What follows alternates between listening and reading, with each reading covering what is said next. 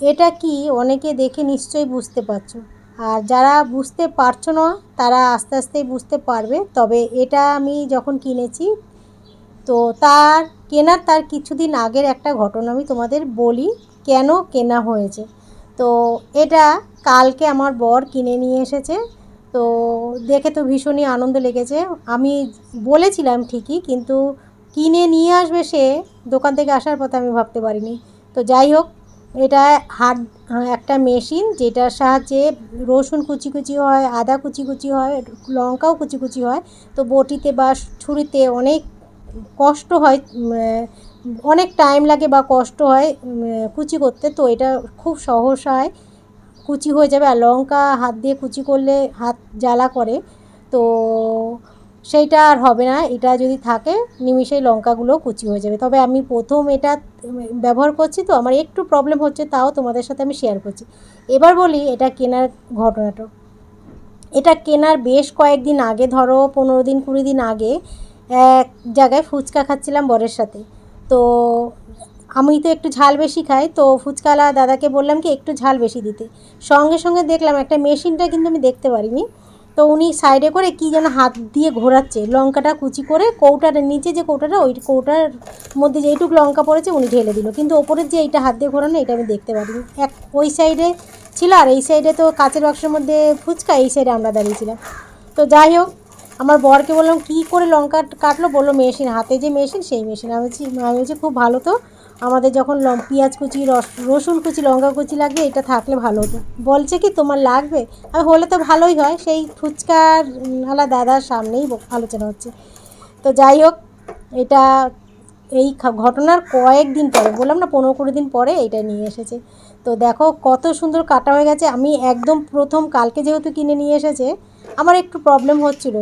তো তোমরা আমার হাত ঘোরানো দেখে বুঝতেই পারছো তো কতটা অসুবিধা হচ্ছে। এই পেঁয়াজ কাটার সময় আরও প্রবলেম হচ্ছিলো, কিন্তু এখন এখন যখন আমি এটাতে অভ্যস্ত হয়ে গেছি, এটাতে ভালোই আমি করতে পারি। এই যে আমি এখানে তো হাত দিইনি, এইটা চেপে আঙুলগুলো যদি, মানে হাত দিয়ে এক হাত দিয়ে ধরলাম, আর একটা আঙুল ঢুকিয়ে ঢুকিয়ে যদি আমি চাপ দিই, পেঁয়াজগুলোতে চাপ দিই, তাড়াতাড়ি কাটা হয়ে যায়। তো সেটা তো জানি না, কাটতে কাটতে বা ব্যবহার করতে করতে জিনিসটায় অভ্যস্ত হয়েছে, আর জিনিসটা ব্যবহার করাও শিখে গেছে। এই যে আমি একটু কমিয়ে নিচ্ছি, আমার যেন অসুবিধা হচ্ছে, কিন্তু এখন আর এরকম কমাতে লাগে না। একদম ভর্তি করেও যদি পেঁয়াজ রাখি, আমি এইভাবেই আমি ভর্তি পেঁয়াজ নিয়েই আমি করতে পারি।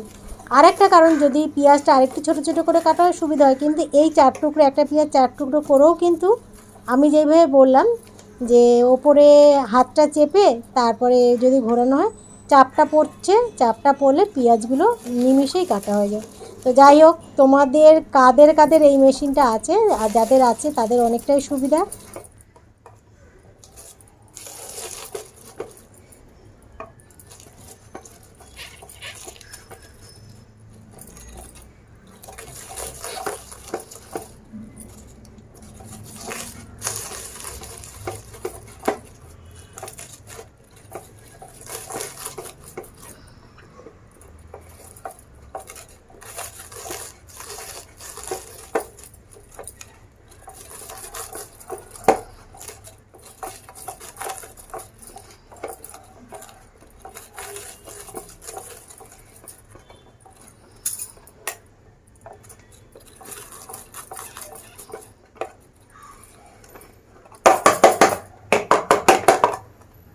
প্রথম তো একটু অসুবিধা হয়েছিল, কিন্তু এই ভিডিওটা তো অনেক দিন আগে।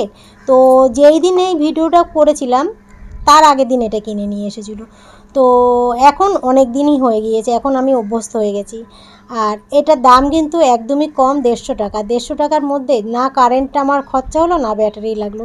তো খুব সুবিধা হয়। আর যাদের যাদের এটা আছে তারা তো জানোই কতটা সুবিধা। দেখো আমার কতটা কাজ তাড়াতাড়ি হয়ে গেল, খুব তাড়াতাড়ি করলাম, আর ধোয়াতেও কোনো পরিশ্রম লাগে না।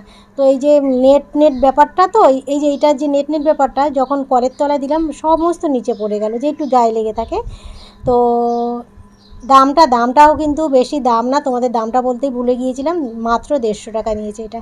তো চলো, আমি এটা তোমাদের আজকে শেয়ার করলাম। অনেক দিন থেকে ভিডিওটা করা ছিল, এডিট করে উঠতে পারছিলাম না বলে আজকে এডিট করলাম। এডিট করে তোমাদের সাথে আবার শেয়ার কবে হবে জানি না, তো যাই হোক শেয়ার করে দেবো, এই 2-1 দিনের মধ্যেই শেয়ার করে দেবো। আমাদের এখানে না নেটের প্রবলেম হচ্ছে, শেয়ার হচ্ছে না, আপলোড হচ্ছে না।